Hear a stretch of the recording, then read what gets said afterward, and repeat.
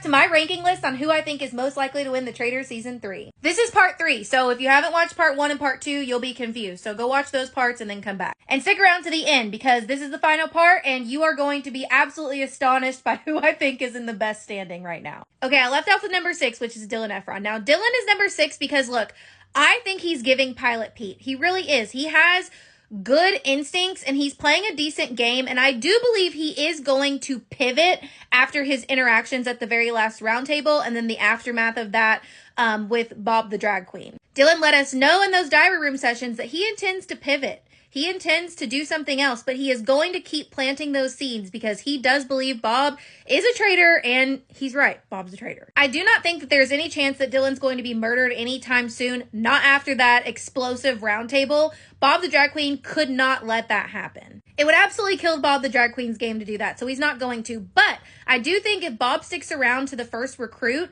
I think he would want Dylan as a recruit. I also think that if for some reason Wes or Derek becomes a traitor and has the opportunity to also recruit, they're picking Dylan. The reason he's number 6 and not any higher is because eventually he's going to suss out someone else as a traitor, and he's going to be wrong. And when he does that, he's going to come after that person at the round table, and then one of two things are going to happen. Either everyone believes him, that person goes out, he's wrong, and then everyone else, all the other faithfuls, are going to absolutely suss him as a traitor, and then Bob the drag queen's going to be like, yes, yes, yes, he's a traitor, obviously, because he's coming after Bob. The other thing I see happening with Dylan is that he comes after that person at the round table. No one believes him. They don't vote that person out. But then that person, along with several other faithfuls, start to feel like he might be a traitor because he's constantly going after them. So in short, Dylan has a good possibility of being recruited, in my opinion. But if that does not happen, I don't think he can win. Number 5 is Brittany Haynes. Brittany Haynes is number 5 because, look, we have actually not seen very much of her on the edit.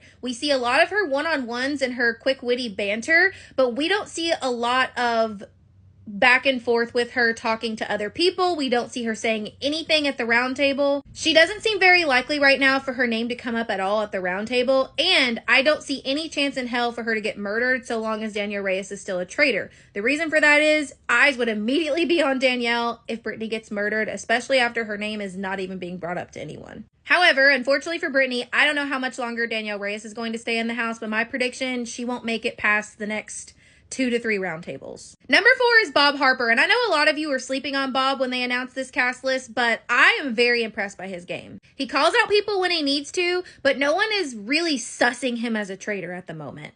If you don't know Bob from The Biggest Loser, you need to know this. He is a very motivational person. He played the good cop, whereas Jillian Michaels played the bad cop on The Biggest Loser. But even though Bob is very much the good cop, he has the ability to just go off on people that he's training when they are not doing what he wants them to do. For that reason, I think he's going to go after something when he feels very passionate about it. But other than that, I think he's going to slide by and he's going to be a very good faithful for a while. I think Bob's very safe from being murdered because he seems pretty clueless as to who might really be a traitor. And even though his name has come up at least once at the round table, I just think that his name won't spread like wildfire because he's such a genuine guy that I think he's naturally a faithful at heart and people see that. Actually, I think Bob would go to finale night. I just don't know that he will win if a traitor is at the finale with him because I don't know that he is going to have the ability to suss out a traitor, especially with the new twist this season that the traitors do not expose themselves once they are voted out at the finals. So as long as he teams up with a bunch of faithfuls and they go to the end, I think Bob has a good chance of winning that money. Number 3 is Chrishell. Look, Chrishell is a part of the Bambi's alliance, and I see a lot of potential coming from that alliance. I think Chrishell specifically is quiet enough that she might go far. She's not quiet, but she's quiet enough. She's not overtly expressing her opinions, except for when she really, really has to. And I think that that's a really good quality to have as a faithful. The only problems that I think Chrishell will have are that if Tom goes out on a murder and not a banishment, she will be suspected as a potential traitor. So she's going to have to know how to navigate that and do it effectively. If she can navigate that, she might win the game. The only other problem I have for her is if all of her alliance members happen to get picked off before her, she might struggle to make a new alliance. But Overall, number 3 is pretty high on my list. I think she's doing really well, and I think she has really good odds of winning. It's time for number 2 on my list, but before I get to number 2, I want you guys to please go follow me on my YouTube page because it's looking very, very, very grim over here on TikTok, and I want to make sure that we stay in touch so that we can keep talking about the traders. Number 2, Nikki Garcia. Nikki is number 2 pretty much for the same reasons that I put Chriselle at number 3. The only reason that I have Nikki at number 2 and Chriselle at number 3 is because Nikki is very athletic and she has a good chance of being kept around just because she's good at the challenges and they want to keep the pot of money going. Nikki also is staying very, very, very quiet, and I like that. I like that about Nikki. I think she's sussing people out, but she's keeping it to herself. And my number 1 pick, Jeremy Collins. And I know you're going to disagree, but please hear me out. Jeremy on Survivor used the good guy strategy. He was a good guy, a firefighter who just needed the money, but he had the ability to stab your ass in the back if he had to. And when he stabs you in the back, he does it so secretly that you have no idea what happened. And I already see him using that same strategy in the Trader's Castle. And when he stabs you in the back, he does it secretly so you have no idea what even happened.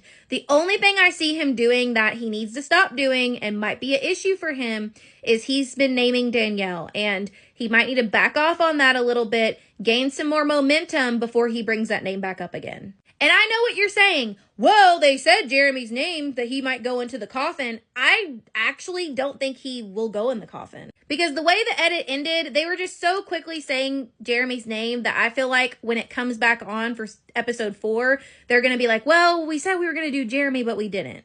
Or if he does go in the coffin, it depends on who's in there with him. I think that he doesn't have quite a strong enough case to go out in the coffin as Ivar, for example. I think if Lord Ivar goes in the coffin, he'll be pinned as the person who murdered the housewives. Jeremy has no reason to murder the housewives. Also, why would Danielle want to murder him right now when he's circulating her name? Why would Boston Rob want to murder him when that would leave both of the only 2 Survivor people as traitors? So think about it. Tony goes out, he's a faithful. Jeremy goes out, he's a faithful.